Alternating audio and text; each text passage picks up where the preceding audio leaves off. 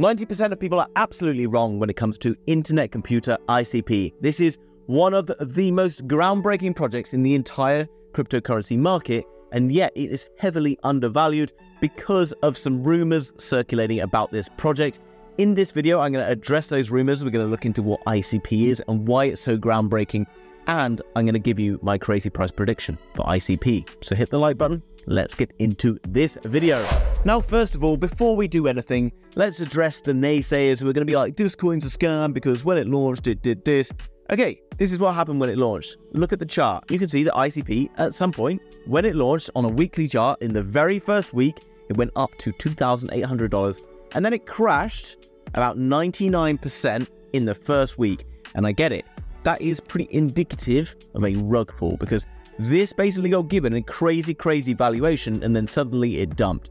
But why did it dump? It was nothing to do with Internet Computer and the team behind ICP, which, notably, Dfinity is a non-profit organization. It was all to do with our favorite friends over at FTX. Now, if you've been around in crypto for not very long, maybe you haven't heard of FTX, but the majority of people in crypto will have done, because FTX were behind some pretty shady stuff before they even got caught out at the end of last year. And what they were doing all the way back on ICP launch back in May of 2021 was pretty horrendous as well. Now, if you are aware, FTX, Sam Bankman-Fried, also had a very big investment in Solana. Now again, Solana not connected to FTX other than the fact that FTX was heavily invested in them. Because ICP posed a bit of a threat to Solana in terms of Solana's market cap and all the other things, FTX took it upon themselves to try and destroy ICP at the very start of the ICO. What they did was creating an ICP perpetual futures contract. Now that might be a bit confusing, but basically what it allowed them to do was to trade on leverage and to pump the price of ICP heavily towards the upside. It forced the ICP price absolutely astronomically above where it should have been. Suddenly, FTX then starts to close their positions and pulls money out the market, causing a massive drop-off in the internet computer price. This was all because of Alameda Research and FTX, so you can come and look at this article over on medium.com, and basically because of Solana, which was known as the Sam coin, Sam Bankman-Fried coin, a blockchain that was heavily backed by FTX and Alameda, and because Solana was threatened by ICP, ultimately pulled the rug on this. And this I talked about in previous videos about Solana. Because of FTX and how much involvement they had with Solana, that basically had a massively negative impact on the overall price of Solana. But it's mostly important to note, projects that are invested in by shady people like FTX, you can see it has a really negative impact on the price of the coin, but fundamentally, the team, the tech, will always be able to come back against these problems. Because fundamentally, the big money does proper due diligence, not just like some random bloke in the YouTube comments who goes and reads like a 5-minute article on Reddit, okay? Pay attention and just do a little bit of research and you'll understand that these projects are far better than you have maybe heard in the comments down below. Now guys, if you come across to YouTube and you watch this video from Dominic Williams, who is the founder of Dfinity, who is behind the Internet Computer, then you will have a far better understanding of exactly what ICP does than by listening to me, the least technical person in the entire world. Well, I'm going to explain just briefly, because I know many people are a bit lazy maybe and don't want to go and watch that video. Fair enough. I'm going to explain roughly how it works so we can understand why it's such an important project. Now, what we need to understand is that ICP is trying to replace the current internet. And this is quite technical, obviously. The current internet that we know of runs on a proprietary legacy stack, which looks a bit like this. So effectively, you have the underlying Wi-Fi, fiber, 5G, etc. And then built on top of that, you have an internet protocol. And then following on, you have the cloud services. We're talking Amazon Web Services, Google Cloud Services. Then on top of that, you have various web servers, websites, firewalls, attackers. At each level of this, there is room for error to come in. There is also associated costs. So as well as that, it slows down the internet. So to put very simply, there is problems at this level fundamentally with the prices and the speed and the security. So what have Internet Computer done is very exciting indeed. So before we address the differences between ICP and what Internet Computer's creating, and this proprietary legacy stack. Let's look at a couple of problems with this particular stack. Now, the first problem is that web services layer, which is monopolized by about 4 or 5 different companies.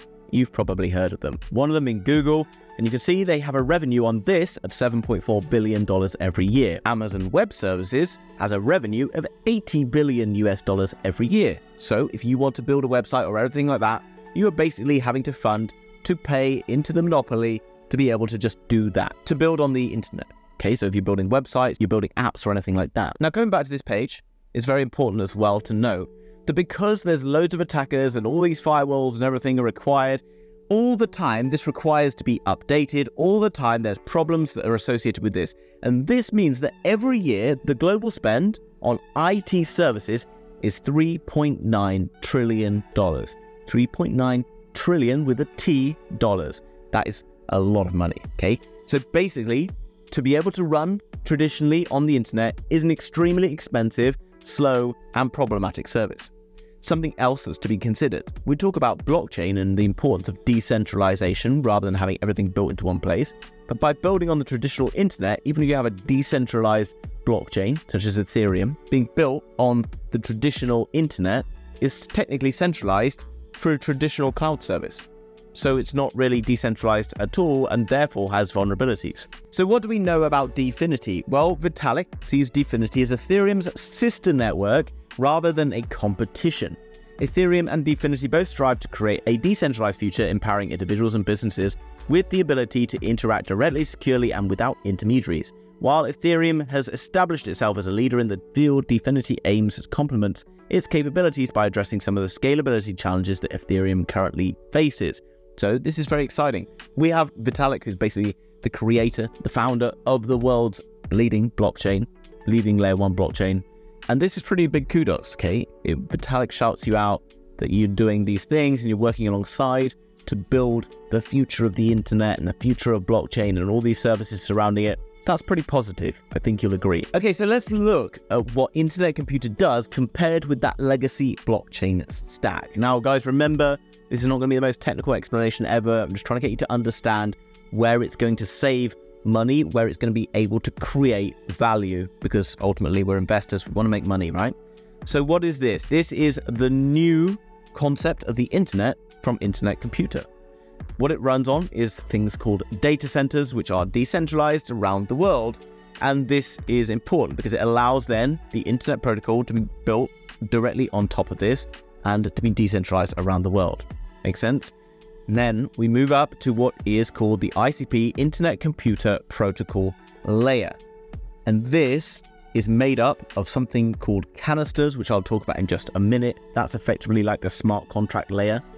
And then above you have Internet Computer being built on that. Now, canisters are effectively smart contract. And a canister is, on the Internet Computer, smart contracts come in the form of canisters. These are computational units which bundle together code and state. Canisters expose endpoints which can be called both by other canisters and by parties external to the Internet Computer, such as browsers or mobile apps. Now, that part of this is very important because it means that the canisters are interoperable with each other, which solves a very big problem in cryptocurrency. Now, effectively, developers using canisters can build directly onto the internet. This takes away the requirement for cloud services, remember, which costs somewhere in the region of a few $100 billion per year that they're making in revenue. So that's completely wiped away. And because of these benefits that are associated with those canisters, such as them being tamper-proof, they're autonomous, they're simple and easy to build on, they have sovereignty, Web3 plus IOIS, and then the next generation of AI. Now, I get it, again, I'm going to skip over a load of that stuff because there's far more technical and better technically minded people to talk about this on YouTube, okay? But we're just going to understand some simple parts of this. Now, those canisters are very easy to build on. Important. It means that developers are going to want to try and build on them. And because they're tamper-proof, it means that they are far less likely to receive any attacks. If not, it is impossible for them to be attacked. Therefore, there is no requirements for things like firewalls. There is less requirement for things like maintenance and all those other problem fixes, which was, remember, a $3.9 trillion per year problem. ICP theoretically, then wipes away a $3.9 trillion per year problem, wipes away the requirement for cloud services in the hundreds of billions of dollars. And guys, this is why it's such an exciting and useful project. Now, coming down below, you can see a few stats on ICP. Currently, blocks being processed in the billions, Ethereum equivalent transactions going on here. We can see down below, cost per instruction, super low. Memory, $5 per gigabyte per year, which is significantly cheaper than you're going to see across cloud services and anything like that. And basically, it will allow developers to build directly onto the internet rather than using cloud services. Now, in order to do that, they basically have to stake ICP tokens to be able to use canisters, and that is one where ICP tokens get taken out of supply. That's important, okay? Because that means the lesser the supply, the more value we can potentially see from ICP tokens. And importantly, and most importantly right now, if we come across to this news article, we can see the Internet Computer is now top 5 in developer activity, which is really important because it means more and more developers are switching to use ICP, having identified that this is 1, easy to build on, 2, the future potentially of the entire internet. And that is extremely powerful because remember, it's taking ICP out of supply. And when we take ICP out of supply and we move into a bull market where people start to buy ICP because they've heard good things circulating around it, they start to understand the value of where this project is going, and we start to see more and more applications being built on ICP onto the Internet Computer, then we can see very good potential for growth. Okay, so you got this far through the video. Hopefully you have some rough understanding of how ICP works, or at least understand the benefits. Now, that's what I think is the most important when we are looking at new projects to invest in. Now, I'm a trader, and I also understand that there are things outside of the technical aspects of these projects that sometimes we have little control of, such as what FTX are doing, such as other things like that. Now, it's important to not get too hung up, I think, on some of the tech that's out there, but at least understand where the value comes from. And I've explained, hopefully, where the value in ICP comes from. Now, we can currently see the market cap. ICP sits at $1.8 billion. No, by no means a tiny project, but they do have one of the most advanced teams out there. Okay, it's based in Switzerland, something like 200 of the world's leading developers working on this project. Again, it's a non-profit, but that doesn't mean that the ICP tokens can't go up heavily in value. The fully diluted market cap sits at $2.1 billion. So circulating supply, pretty high, okay? There's not much left in terms of coins and tokens to be pushed back onto the market. Now, there is one future issue that I see with ICP that I forgot to mention. Now, ICP, in order to use ICP, you have to have a login for the Internet Computer. You, me, everyone else. And it's a seemingly decentralized platform. However, ICP obviously have control of those underlying nodes. Now, at the moment, on our iPhone or whatever phone you're using, you have applications which you have to download. Now, in the future, if everything is run through ICP, you won't have to download any application. It will be built directly onto the internet, running at internet speed. So you will just be using those applications with no need to download them, which means you need that login to be able to access all of these things. But that login technically comes from a centralized server where they potentially have the ability to take away that login from you. And whilst at the moment, yes, if someone takes away your phone, you can still go and buy things in cash. But imagine in the future, a cashless system that's all built around the blockchain. All the apps and everything is built onto your phone, and you need that phone for literally everything. But imagine this. In the future, countries have control through ICP of the people who can log into the network and use those logins.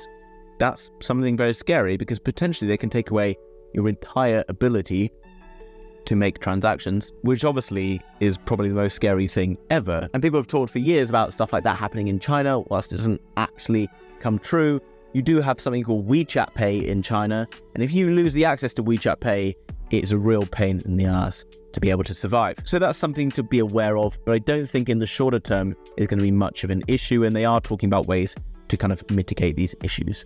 So let's look at ICP, first of all, on a daily chart. Now, as we come in, we can see that the price of ICP currently sits around $4.1. At one point, remember, it was significantly higher, but we now know why that was. Okay, so looking at the all-time high at $2,800, is probably not necessarily that realistic in the shorter term when we look at the price of ICP right now. However, I do believe that we are seeing ICP solving so many issues and positioning in itself into an area of the market that really it's going to be almost unrivaled, perhaps with the exceptions of the likes of Quant and maybe similar with Polkadot and other things. But, you know, I'm going to just stick at what I know with ICP right now.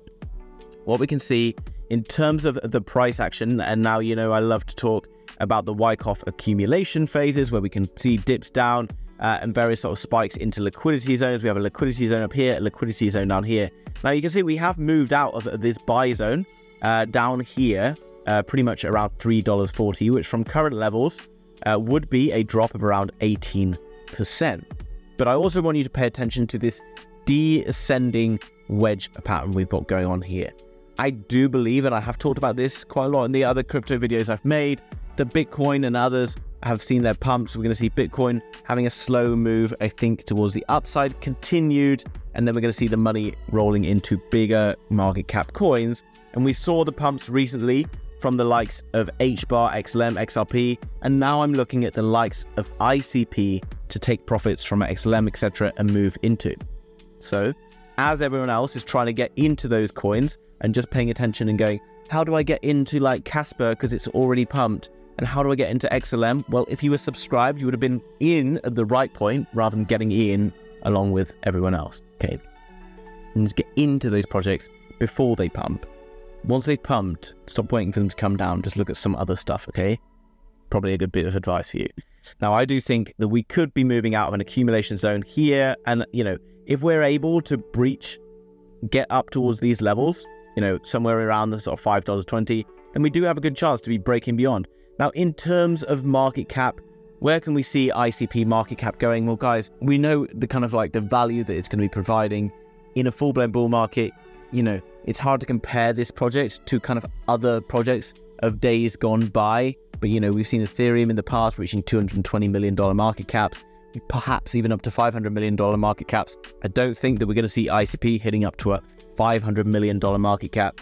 But I think it's reasonable, a coin of this status that's this undervalued because of those dirty rumors associated with the FTX stuff is actually pretty promising. Okay, I like to back the underdog. That's why I've done so well in Solana this year. And if you were subscribed, you would have been doing well in Solana as well.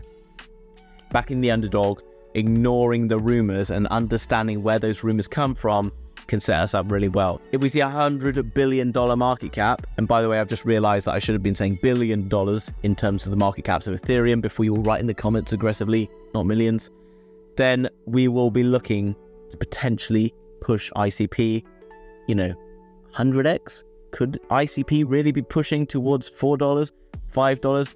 I think, you know, it's hard to tell exactly where we're going with this, but as we look back through the charts and we ignore that kind of initial destructive move, I would say that ICP probably does sit comfortably around the $80 level, which is 20x from here.